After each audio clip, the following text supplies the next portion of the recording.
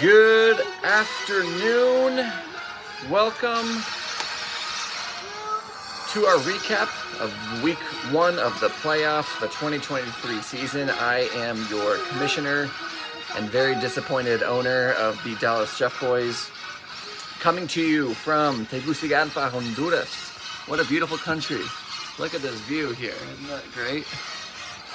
Yeah, very pretty. It's the only thing that's consoling me right now after my terrible week one of the playoffs loss to Matt Haynes. So let's go ahead and get into it. Where do things stand after round one?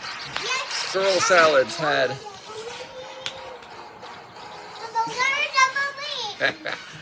the Squirrel Salads were the number one seed in the East, and they had a week one bye, and boy, could I have used that. I went up against Matt and gone fishing. I was the 4 seed, he was the 5 seed.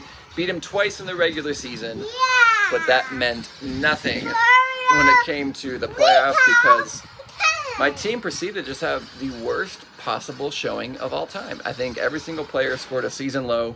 It's projected like 104 points, only scored 71. Matt was projected like 114, scored 144. So it was the worst case scenario for me and both. But Matt, congratulations. Riding the Eagles all the way through a week one win. But what happens to you? You put all your eggs in the Eagles' nest or a basket, so to speak. And Jalen Hurts may be out this coming week when you might need it the most. We'll get to that in a second, but still recapping.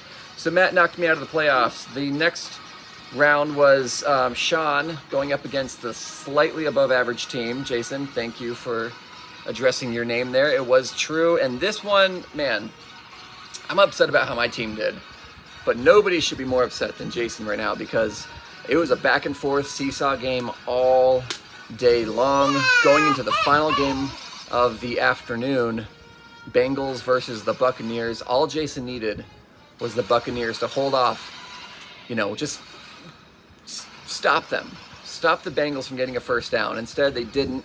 They get a meaningless fourth touchdown for Joe Burrow.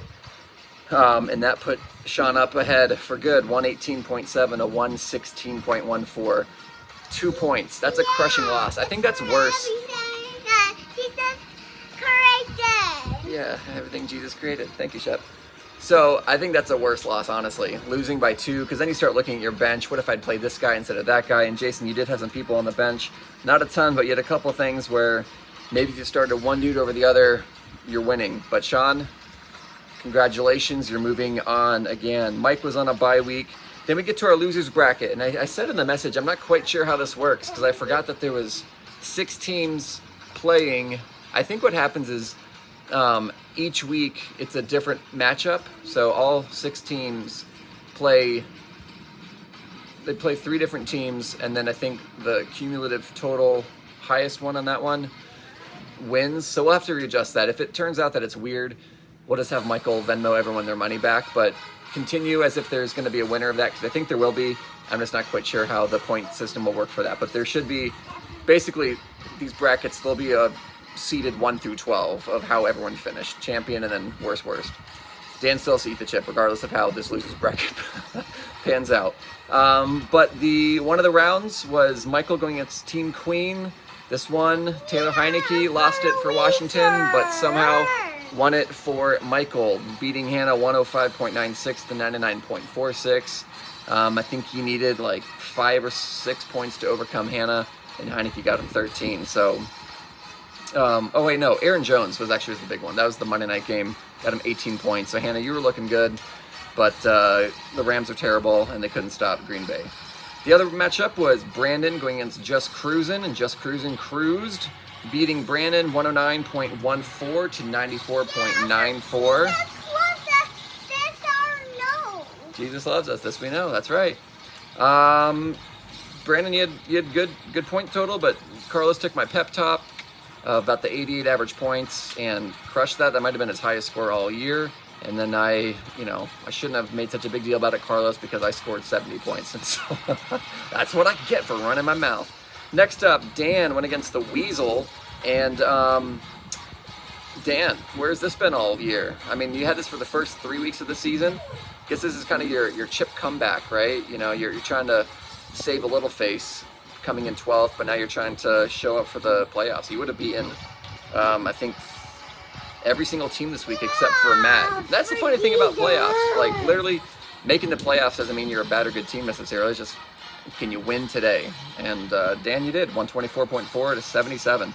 So that was round one. Pretty exciting. Moving on. The bye week is over for... All right, Shep. The bye week is over for Greg and for Mike. They got to suit up and show up for the playoffs now. Matt is going up against Greg. I don't know which of you guys I want to lose more. But right now,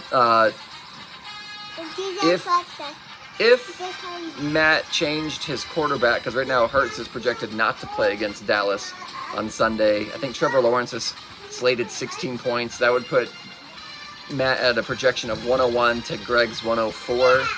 So it's a pretty close matchup there. But with Jalen Hurts being out, does that impact the production of A.J. Brown and Amon St. Ra? I don't know. Probably, because I don't even know who the Eagles' backup quarterback is. Nick Foles? Don't know.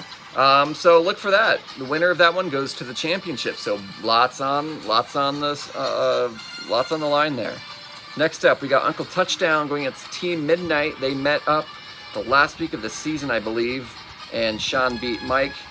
So now we've got right now a projection of Sean with 120.9 against the defending champion, Mike. I told you I wouldn't call you that for the remainder of the season, but you're in the playoffs now. You made it as the number 2 seed.